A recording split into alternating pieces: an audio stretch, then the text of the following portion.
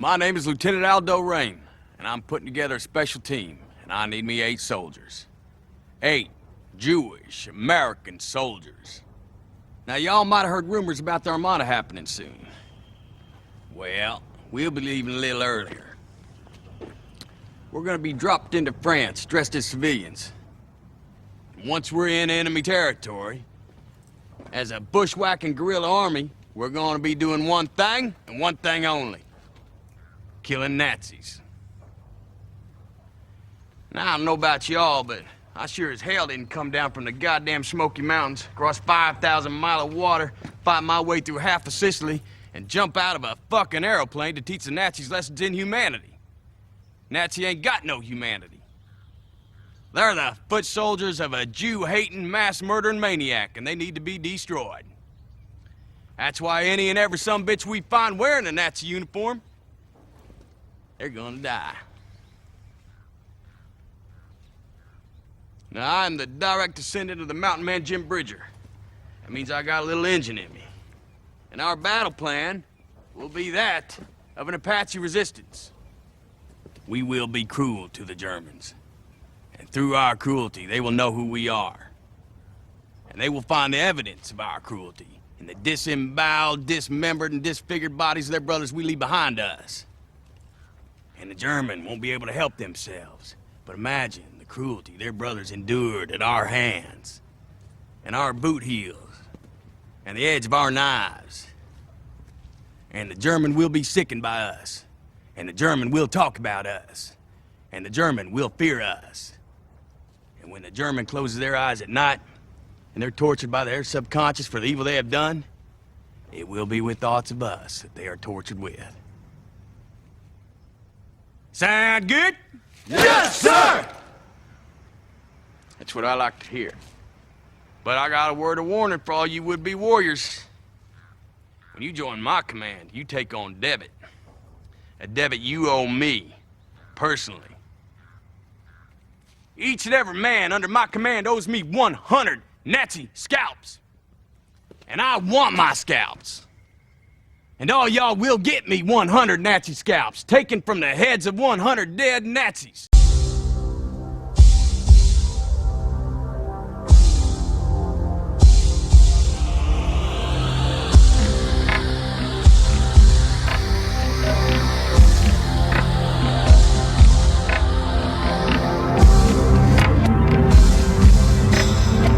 See these eyes so green, I can stare for 1,000 years, colder than the moon. It's been so long, and I've been putting out fire with gasoline.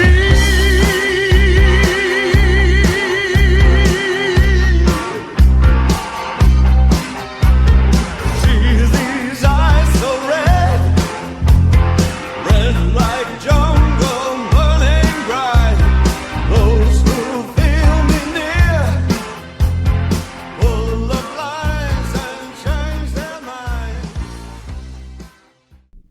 Wow, man, we made it to another episode of the Frostburg Film Society podcast, and I'm Jake as always, and I'm really excited about the film we'll be discussing this week. It is one of my favorites ever. I have many things to say about it, and a lot of it is probably going to sound like I'm gushing, but before we get into that, typically we just primarily stick to, I guess, older films that were already made, oftentimes decades ago.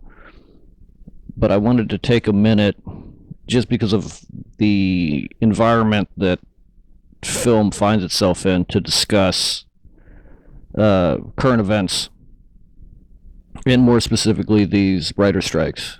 And I wanted to take a minute to voice my support for these things. So here's the deal. Traditionally, how this stuff works, look, it's very simple. We have the Actors Guild and the Writers Guild both on strike right now, and they're refusing to promote or work on anything. And I have been reading a lot of stuff about, it's rich people trying to get richer. And I think that is a massive, massive misunderstanding. If you look at the picket lines, and there's plenty of footage and video out there that shows who's there on, holding signs on sidewalks. And I just wanted to put out a larger idea of what's going on. And it involves things that, fair is fair. And on the writer's side of it, what I can tell you is that I'll give you a great example. One of my favorite streaming shows right now is called The Bear. The Bear is one, a lot of people are tearing it apart. I really enjoy it, and I like the fact that they've done a really good job to get the culture of kitchens down, and that there is a real understanding of how those things work and how those people talk and the dynamics, and how you actually build a team and how you launch something like this and try to maintain a successful business. All of that good, great, very talented people on it. The Jeremy, I forget his last name, the dude that did Shameless for, 11 seasons or 12 seasons, something like that. Really great lead. I really love what they're doing. But the issue is this. We find ourselves in a different time, where in the past, especially when I was growing up and coming of age and learning how to do this stuff and learning the importance of this stuff, or the importance to me of this stuff, writers, actors, the behind the scenes people, the below the line people in terms of extras and people that aren't in the top, 2 or 3 roles of a film or a television show. These are, when you see the quote-unquote celebrities, the hotshot directors, the movie stars, they do not represent the vast majority of these stories. And the streets of Hollywood are filled with people that go out there with this dream and they never make it. And it's heartbreaking. But there are thousands upon thousands of people out there that, like, the bread and butter used to be theatrical release, DVD/Blu-ray sales, so home release, and a thing called syndication, where, like, once your show hits about 100 episodes, it goes on to other channels, and every time it's played, all the money made from commercials and so forth, a small bit of that goes to those people. And quite frankly, a lot of times that's how they pay for their insurance and pay for their mortgages. These are not people that are making millions of dollars. Quite frankly, The Bear, I brought that up because there are writers on that show that they are, if I'm reading it correctly, they were locked in to only work on that show for a year, and their salary was about $60,000, which sounds pretty good, except when you take into account what it costs to live in Los Angeles. And on top of that, they have to pay taxes, they have to pay agents and managers and so forth. So actually that $60K becomes $30,000. And this is why you'll have 8, 9, 10 writers rent a 2-bedroom apartment and try to make this thing work. And it's very difficult to do. Writers have always been very underappreciated and undervalued. So much so that animated writers are not a part of this because they come from a separate branch. So, like, in the 30s, I believe it was, the animation writers wanted to join the Writers Guild. And Disney and Warner Brothers said, no, we'll create our own guild for you guys and make sure you're taken care of.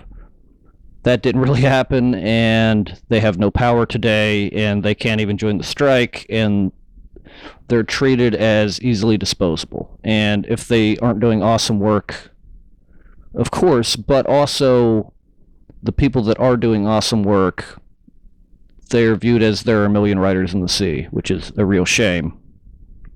Because it really is the same job. It has the same difficulties, the same struggles. It requires the same kind of talent. And people that are doing this thing, writing is the bedrock and framework of all entertainment. All of it. 100% all of it. And they are not ever treated fairly. Very rarely is a writer do writers do great. You know, it's like, and animation writers are very special and specific, which is a real shameful part of the story, and they make 10 times less than even script doctors, right? Guys that come in and punch up and fix issues within scripts. So it is a real problem. But more so than that,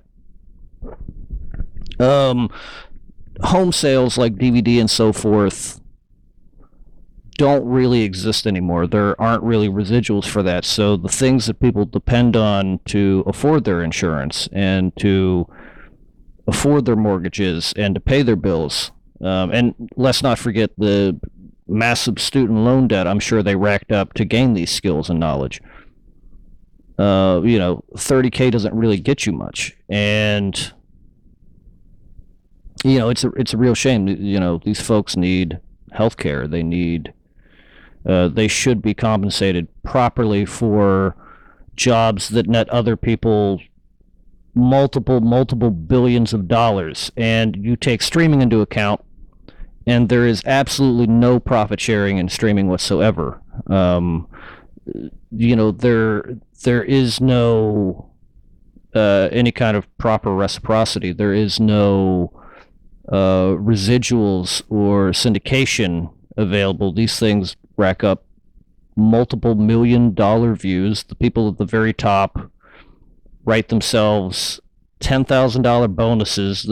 The folks at Netflix, the top guys, they made $40 million in bonuses, which is insane considering what their salary is at those companies. And also you look at the people lower, and there is kind of a real anti-humanistic approach to Netflix as a company and organization and how they treat the people that they hire. It is a real shame, and it is a real disappointment.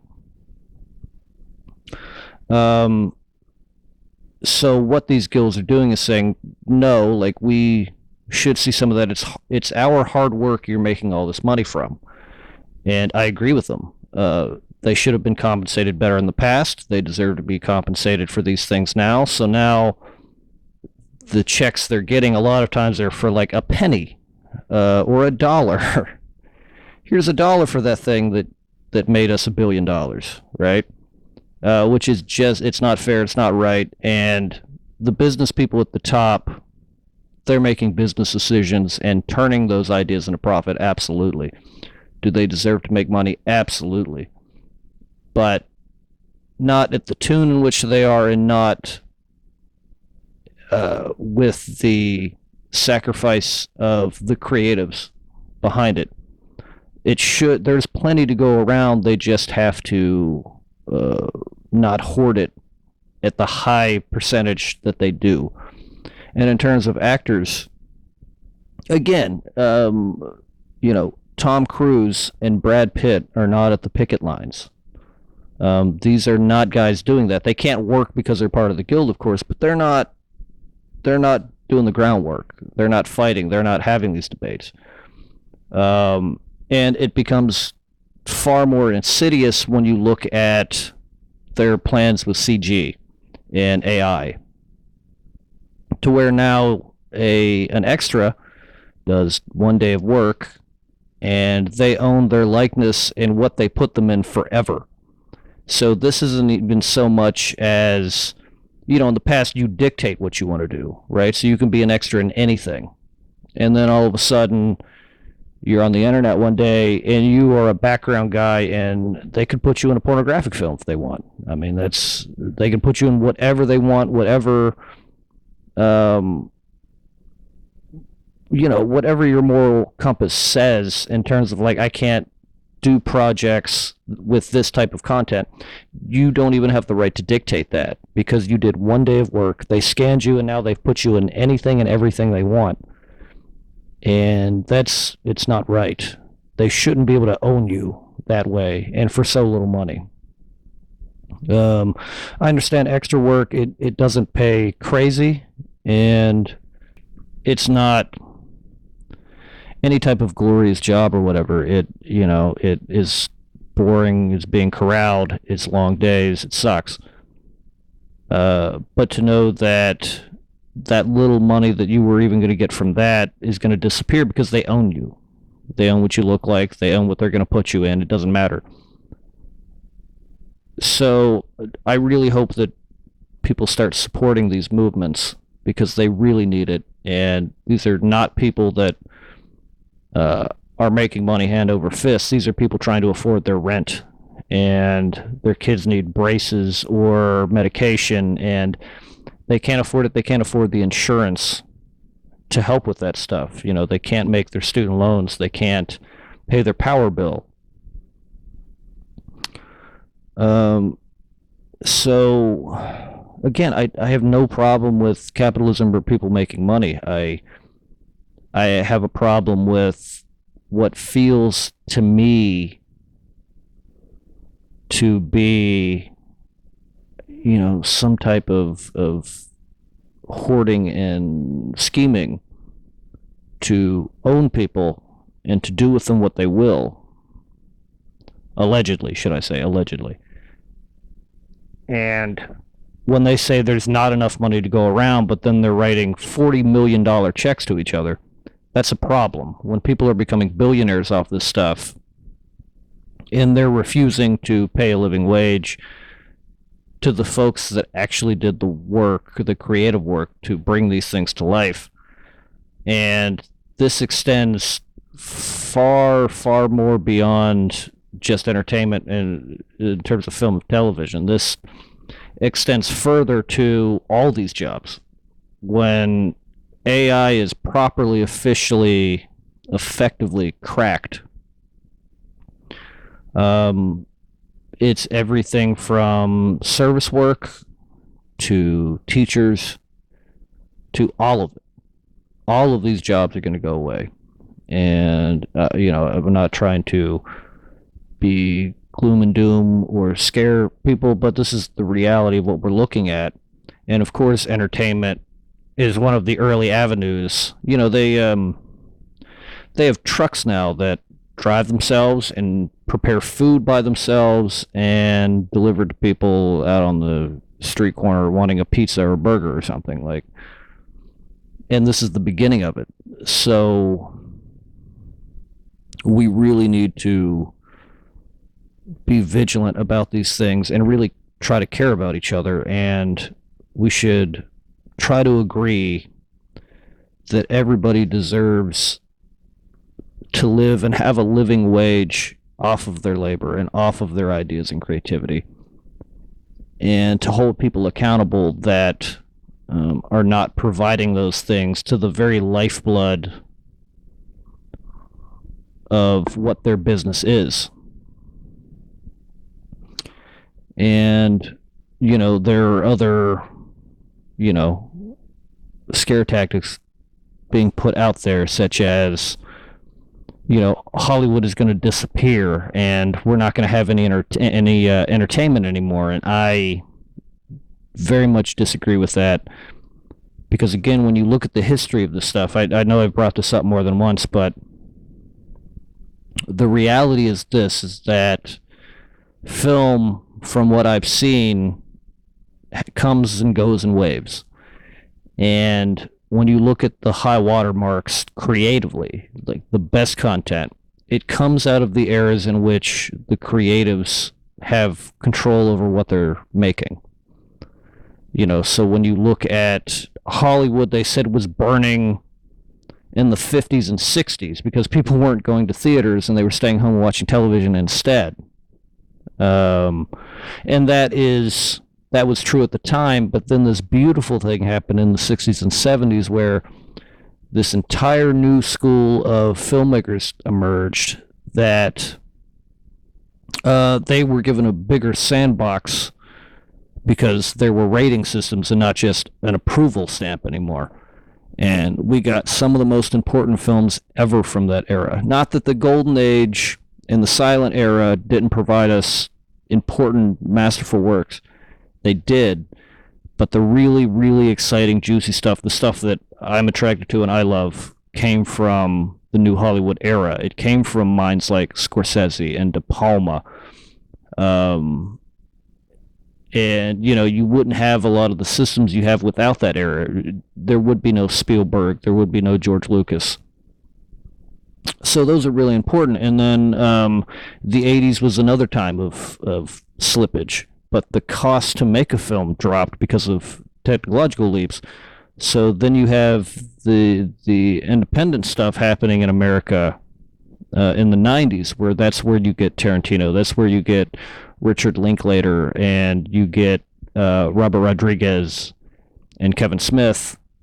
And, a lot of people feel that the current era that we're in has been the worst era for cinema since the 80s. And I honestly tend to agree. Not that a lot of great stuff doesn't come out. Plenty of beautiful works. We've gotten some really brilliant stuff from Guillermo del Toro in this era, and some really thought-provoking streaming shows and films that are amazing. The new The Bird Box Barcelona, I really enjoyed that.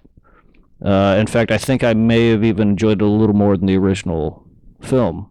There's a lot of great stuff. Prey, that goes into the Predator franchise, was fantastic. There's a lot of great stuff that comes out. Evil Dead Rise was fantastic, and I haven't seen Oppenheimer yet, but I'm sure when I find a theater around me that has a 70 millimeter IMAX, I'm absolutely going to go see that. And I love Christopher Nolan stuff. He has yet to disappoint me, and it's nice to see him return to ideas that he had in his earlier works in terms of making material that's not just for a general audience or meant to pull in massive amounts of theater goers. It's really, really exciting. And the debates I've been reading and seeing about the Barbie film and what it means and how people are taking it, and those are great things and discussions. These are the things that I love about cinema. But at the same time, everything that they've laid stake in expecting to do huge numbers have all failed miserably. You look at The Flash, they pulled out of theaters, and like a week or two it was gone because it just wasn't bringing anybody. I mean, the Shazam, that sequel did nothing.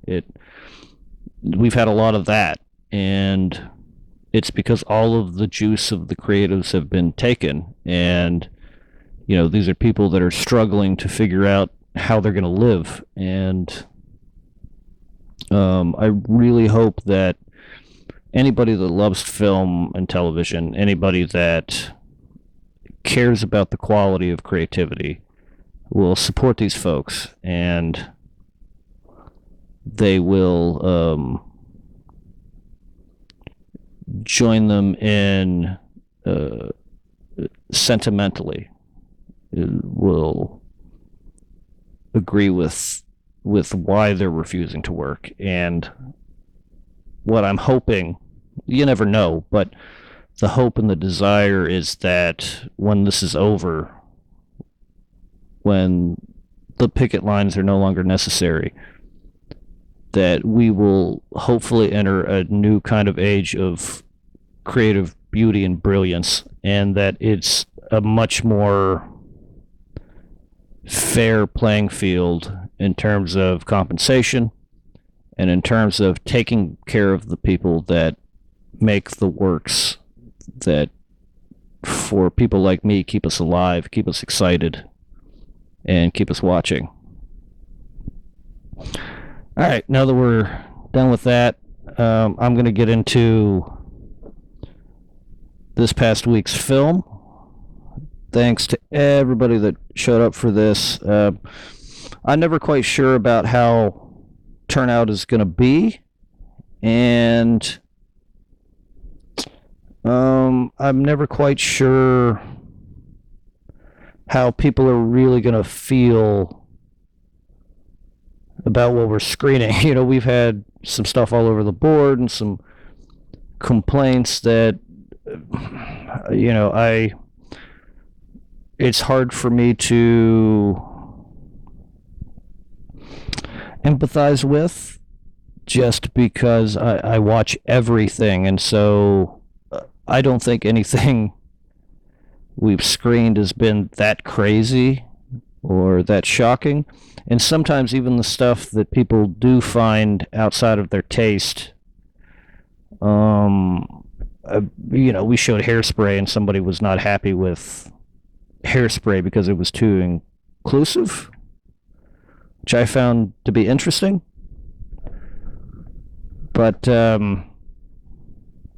anyway, not a terrible turnout for Inglourious Basterds. This is Quentin Tarantino's, was it 2009 it came out? And it was a $70 million budget, and it grossed over $320 million, which is fantastic. It's huge, especially something as complex and complicated as this. They were juggling multiple languages, English, German, and French.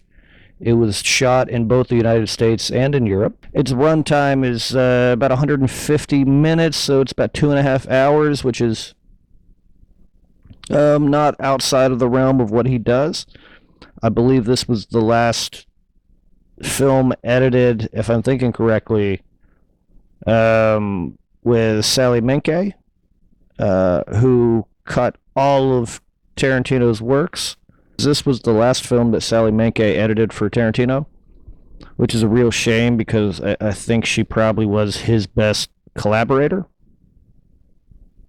The script was originally envisioned and written in 1998, but wasn't quite sure about, you know, he struggled with the ending, so he went and made Kill Bill Volume 1 and 2, and then Death Proof, of course, and the end of 2008, I believe it was October, they went into principal photography.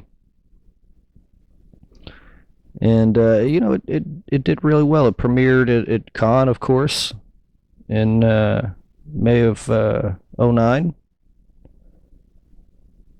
And it really is a wonderful... I think it's one of his best performing films. You know, it won multiple awards and nominations from the Academy, 8 Academy Award nominations. Best Picture, Best Director, Best Screenplay. Christoph Waltz, who did Landa, they called him the Jew Hunter, won Best Actor at Cannes. And it really is something. It is one that, God, I think about it often because there are so many stellar moments and performances and the use of music.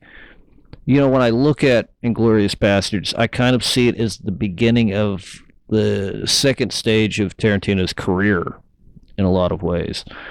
You know, because anytime you watch a Tarantino film, my argument for him has always been I don't necessarily see him. He's a filmmaker and he makes excellent films, and I love his stuff.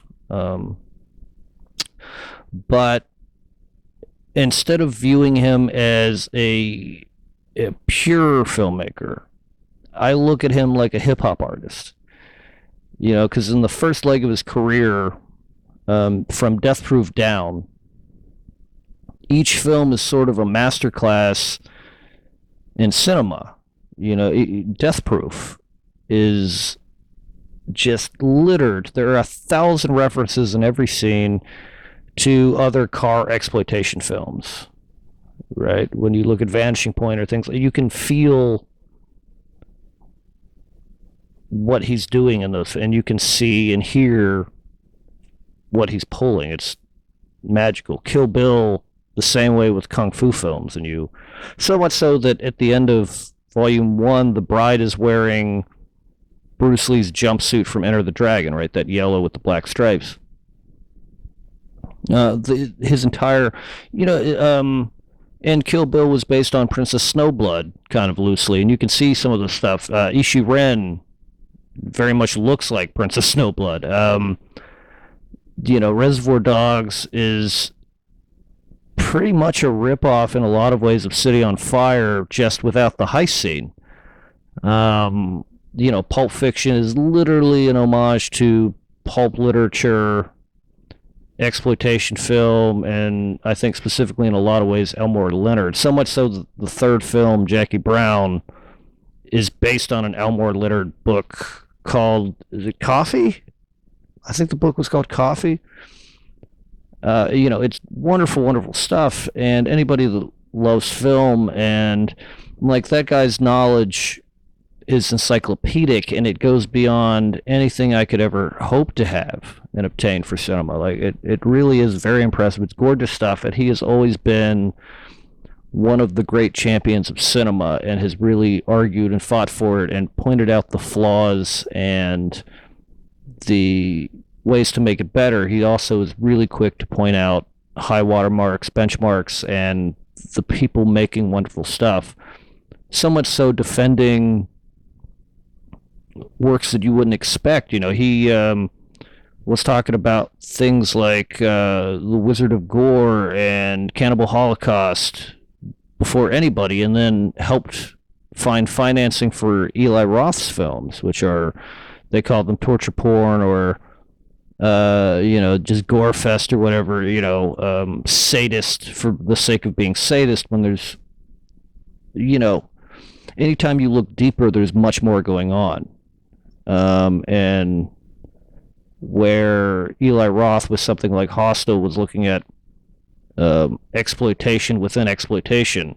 They're going to Amsterdam to, to smoke the legal weed and to buy the legal prostitutes and ogle the girls, and all of a sudden they become the prostitutes, and they're the ones being tormented and tortured for money by people that think they're above them, right? Which is sort of their attitude in the beginning when they first get to Amsterdam. Tarantino's films are much more layered and deeper than most can ever go. It's funny. Scorsese one time said about Stanley Kubrick that one Stanley Kubrick film was akin to 10 films made by anybody else. And it's because of the obsessive work and the eye for detail and everything that he threw into it to make these masterpieces. Because Kubrick is one of those guys that every film is a masterpiece, and the great masters don't have that, right? You look at Alfred Hitchcock has made, and Kurosawa. These guys have made many masterpieces, but they're not home runs every time out of the gate. There's experimentation, and there is, sometimes you throw things out there and they don't work, and the masters, a lot of times when it doesn't work, it's because they really reached and they really try to do something. And unfortunately, you have to be that good sometimes to do something so bad. Tarantino is one of those rare exceptions where I would argue every one of his films is a masterpiece in its own way. And maybe it's not necessarily original per se in the way that you think of it, but because of how the hip-hop DNA, because of how he remixes, and because of how what he pulls from and how he arranges them, that you see things that you've seen before from a new perspective in a new way that is brilliant and beautiful and powerful. And I love everything the guy's done. And that was the first leg of his career. And there's still some of that in the second leg. But from, what I've seen of the second leg in terms of Inglourious Basterds, Django Unchained, Hateful Eight, and Once Upon a Time in Hollywood, he becomes much more self-referential, right? Like, he has made enough stuff to do that at this point. And, it's like you look at Once Upon a Time in Hollywood. What is the greatest long ongoing joke about Tarantino, right? He's got a foot fetish. And I don't, who knows in his real life if that's true or not. I'm not sure, but the photography that he does on feet is really interesting, and some of the best foot close-up stuff in cinema, which does really feel fetishized. But he's got that shot in Once Upon a Time in Hollywood where Margot Robbie's in the theater and she's looking at the film that she had just made for the first time in public, and her feet are up on the back of the seats and they are just filthy and gross. And I just kind of felt that like a funny jab or commentary back, and it's full of that stuff, right? Like, he spent a large part of his career with positive comments and paying homage to Bruce Lee. And then in Once Upon a Time in Hollywood, all of a sudden, he's created a character that's much more of a badass to Bruce Lee and just kicks his ass, which is, which was controversial, but it was interesting. And you see that with this film, because I believe it was in the 70s, there was another film called Inglourious Basterds. It was a war film that there's really barely anything in this film. There's really nothing that resembles it. A couple shots and things like that, but it's so different. And because it's all become, well, not all, but a lot of it has become self-referential. And that's why whenever I think of Inglourious, I think about the opening scene is 14 minutes long. It's all about tension. It's very Hitchcockian in that way. And it's all his dialogue. And the thing to note about Tarantino is that his dialogue is akin to other people's action sequences. Like, his dialogue is so fantastic, it's so poetic, and so brilliant, that two actors in a room sitting at a table were able to increase this tension and fear and dread that's coming. And the audience knows that there's the family hiding under the floorboards, and this guy has made it clear that they call him the Jew hunter, and he takes pride, he says, in being effective at his job. And you get to the point to where the rubber band snaps, and the Nazi soldiers come in and shoot the floorboard and murder almost all of this family except for one girl. And fate would just so have it that, was it Pride of a Nation, I think was the fake movie for this film, which is actually based, they mention Leni Riefenstahl. Triumph of the Will was her huge film made in Nazi Germany during the Olympics that she figured out all of sports shooting in terms of, if you watch any sports game whatsoever and how they're following players and the ball, puck, or whatever they're using, all of those early practices came from Leni Riefenstahl, and it came from Triumph of the Will for the most part. And not to mention, you want to talk about equality, Lenny was a woman. She was a woman director during World War II and before World War II. And sadly, she couldn't get work after the fall of Nazi Germany. And she never fought, killed anybody. She was forced to support them because they were who were running her country and financing her work. But she was brilliant. She was a genius in a lot of ways. And that's not me sympathizing, because, believe me, part of the fun for me of this film is what the bastards do to Nazis. I really enjoyed that. And especially the part where they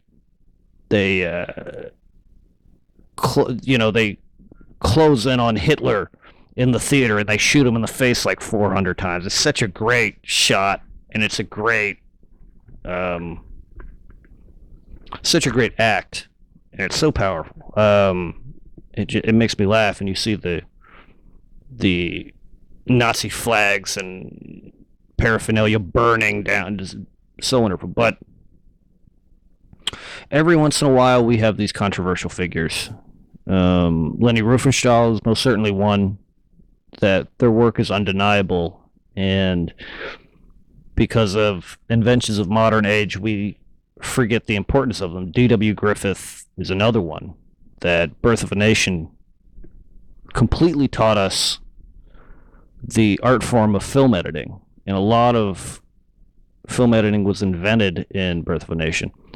But it's super racist, and it's hard to explain why we have to watch it and why it's important to modern audiences.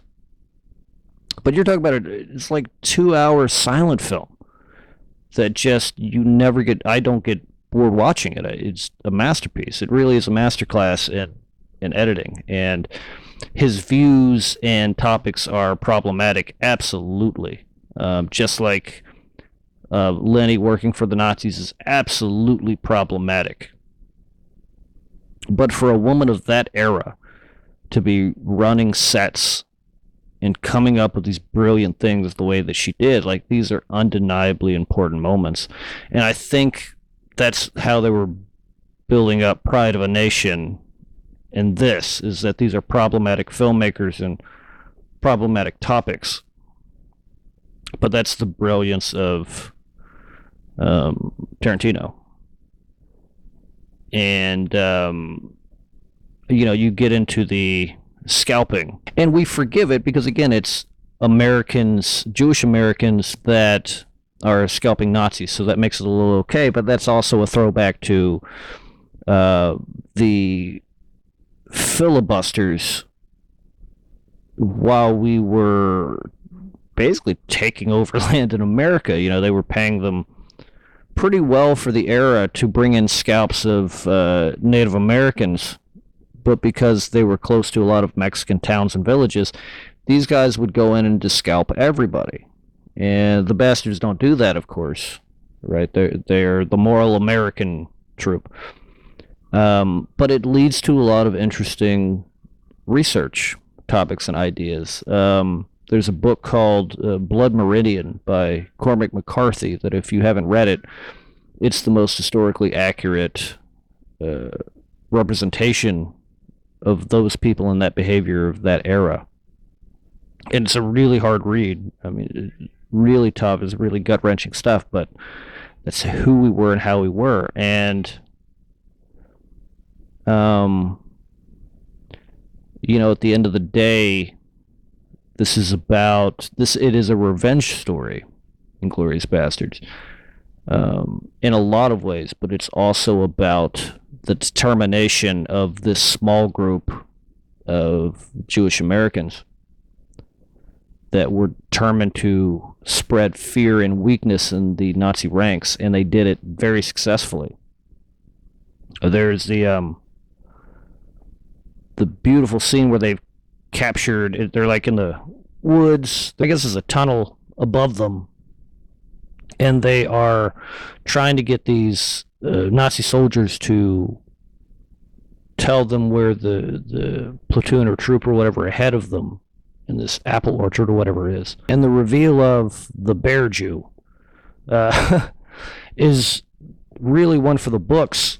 And I think Adam Sandler should probably have regret for not taking part in that film. Because again, the guy that actually fills the role is Eli Roth, the guy that did Cabin Fever and Hostel. He's a great director, very talented writer on his own, and has been a real champion for horror films. Particularly, like, he just wants to make horror. And I find that very admirable, that somebody loves something so much they dedicate their entire life to the creation of it. And Cabin Fever was not an easy feat. And his works tend to be very controversial, and he was excellent, not just in his New York accent, but the overall mannerisms of that character. It was originally offered to Adam Sandler, which I think would have ended up becoming an iconic role for Sandler. Who knows what type of work he would have done. If I'm being honest, Hidden Gems is incredible, or not, Uncut Gems is incredible. It's a really brilliant all the way around, but I think people would have recognized that in him much sooner. Because the Happy Madison of it all, there's a really great stuff I grew up as a kid watching that I love. Billy Madison, I love Happy Gilmore and The Wedding Singer, and even as forward as Don't Mess with the Zohan, I really liked. But then there's the other stuff that doesn't get enough love and attention that I think is equally awesome.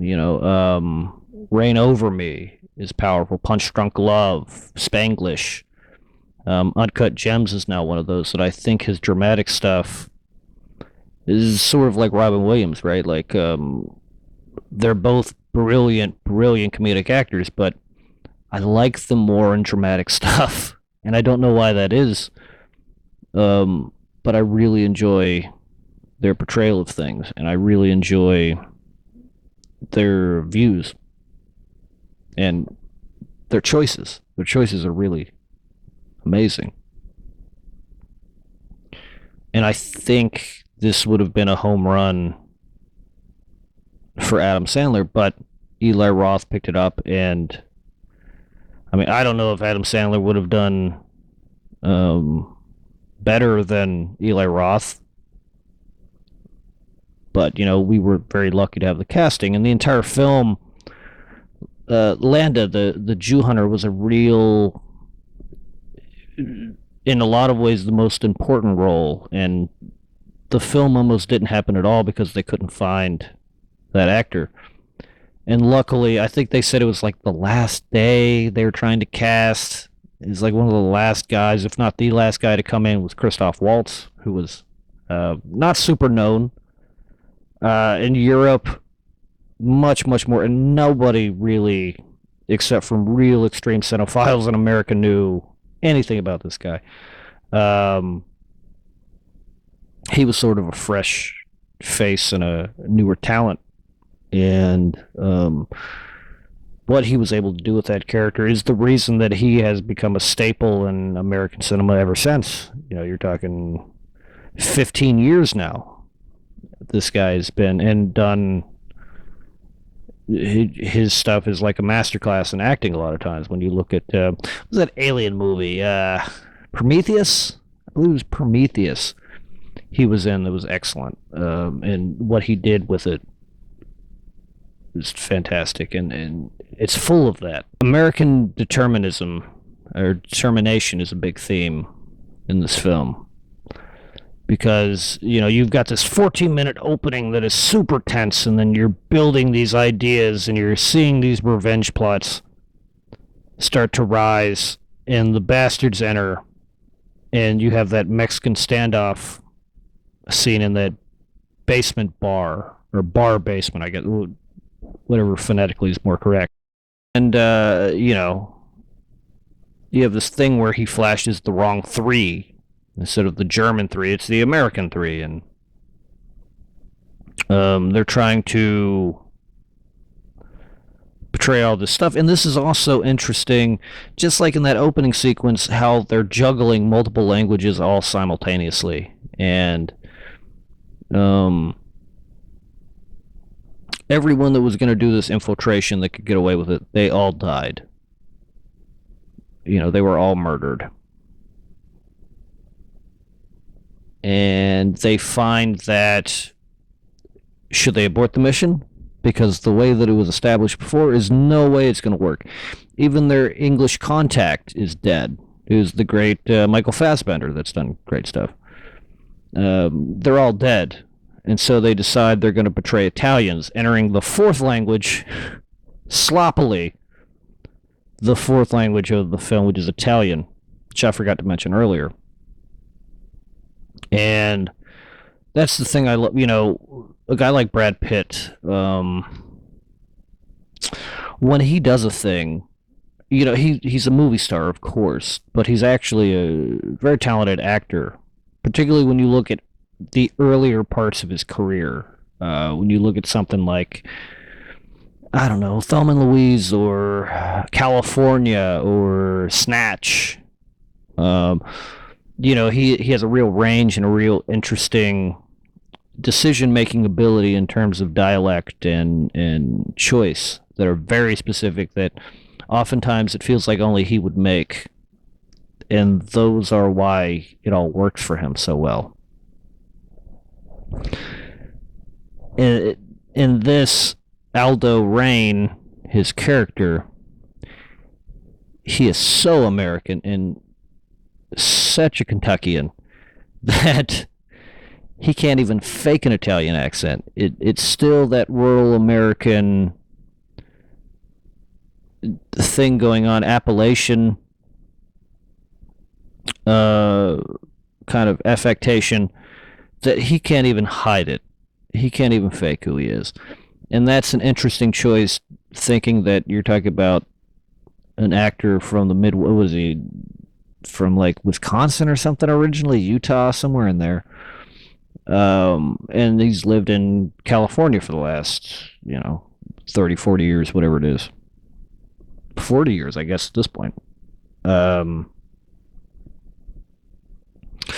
he also did the earlier, there were 2 films Tarantino wrote but did not direct, and that's True Romance and Natural Born Killers.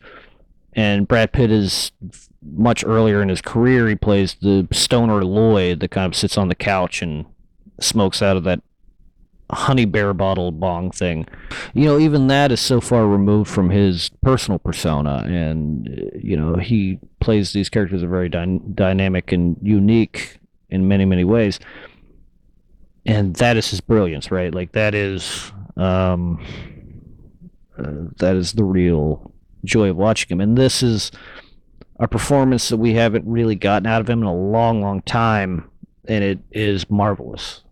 And granted, when he did Once Upon a Time in Hollywood, it wasn't quite as outreaching and unique, but it was a real tour de force in and of itself. But what he did with Basterds is mind-blowing. And they get there, and it turns out that it is Lando that sells his country out, right? And you have that great, finally you see, they've been talking about Pitt's character carving the swastikas on the foreheads of all the Nazis they let live. And you see his methodology of carving that, and it's shot and edited in a way, and Christoph Waltz's performance of that it just makes it unbelievably powerful and takes you back to much earlier horror films that used to have that type of torture in it.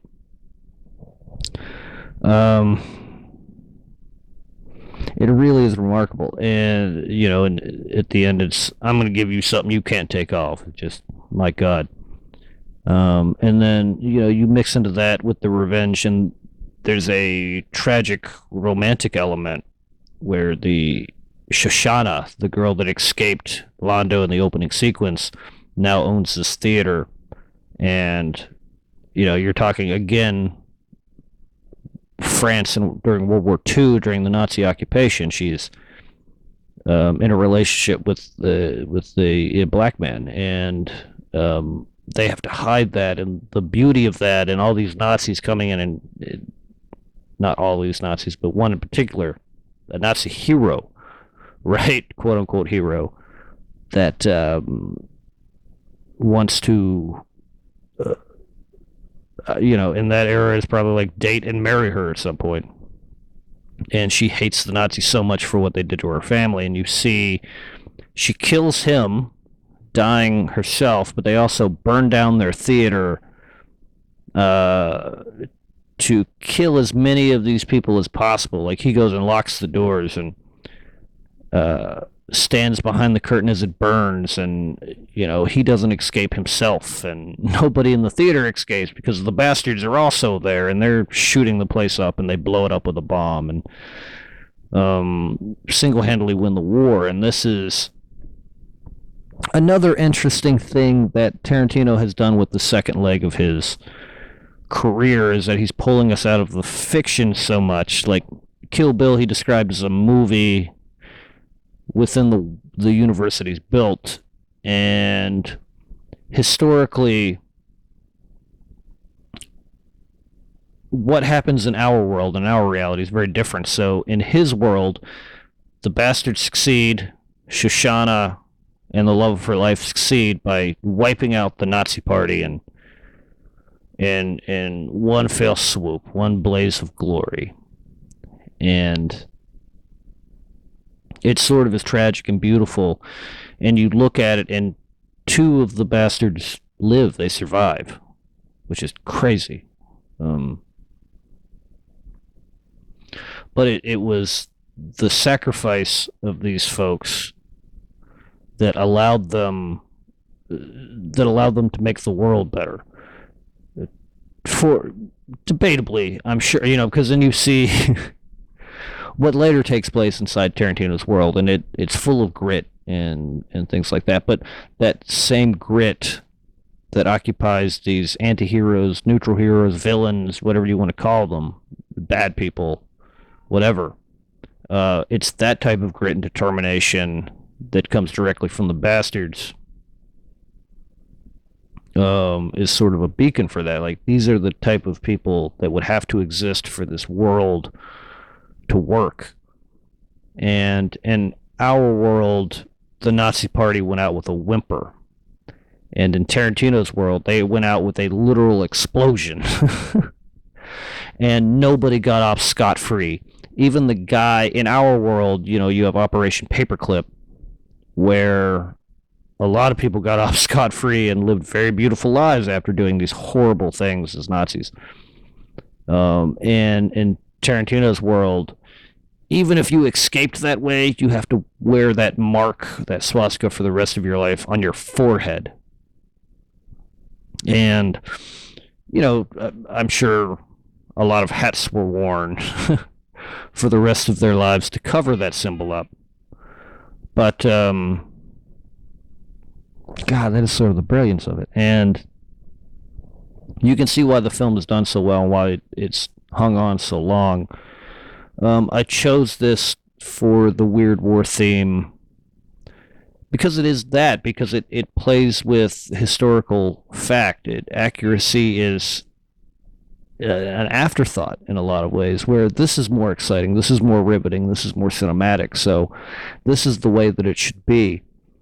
And, quite frankly, if they started saying American soldiers, many from rural Appalachia and from all over the country, came together and blew up the entire Nazi party, I would be okay with that rewriting story, where in many cases of our rewriting, I'm not okay with it.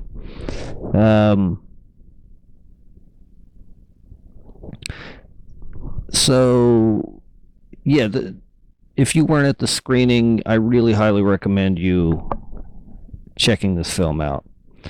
We're getting to the end now, so the 31st of July is the third and final film in the Weird War series.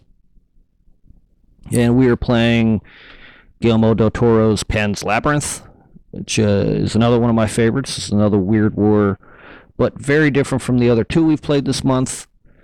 Where Last Circus played with imagery and Inglourious Basterds played with historical accuracy, this film plays with fairy tales as a means to escape the awfulness that was World War II. And Guillermo is a visual master. If you've seen Shape of Water, or he did the first two Hellboy movies, Pacific Rim, and he's the Netflix series Cabinet of Curiosities. He is visually, Kronos and Devil's Backbone, and he's done some of the most brilliant visual cinema of the past 30 years. Really exciting Mexican filmmaker. Pan's Labyrinth is in Spanish, but of course we'll have subtitles for that. And it really follows a little girl escaping the horrors of her reality through fantasy and fairy tale. And this really is a fairy tale for adults. And some of the war imagery and violent imagery is very strong. It's as strong as the fantasy elements and the higher ideas. It's gorgeous. I never get tired of seeing it. I loved it ever since I first saw it, and I've seen it a million times. And I'm really, really looking forward to showing it to you guys. And I hope everybody gets a kick out of it and enjoys it as much as I do. So again, that is July 30th. That's a Monday. We press play at 6 o'clock as always in the Speakeasy here at Gunter Hotel. And again, I want to thank everybody that listens to this and shows up to these screenings. I want to thank the Carter family and everybody here at the Hotel Gunter that continues to support this all these months in.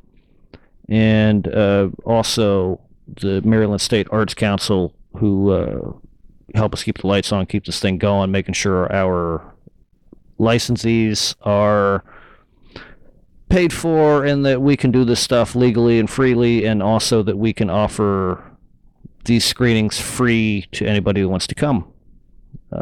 So thanks to all that. And again, next screening, Pan's Labyrinth. And before I go, if anybody has an idea, like, this thing is evolving and changing all the time, and I'm always thinking about better ways of doing it. So if you have an idea that that would make this better or make it easier for people to get to screenings, or you have ideas for screenings for next year that you would like to see us show, please send those in to us. Frostburg Film Society on Facebook, and of course Frostburg Film Society on YouTube as well. So until the next podcast, I'm Jake as always, and hope everybody has a good week. See these tears so blue, an ageless heart that can never mend, these tears can never dry. Judgment made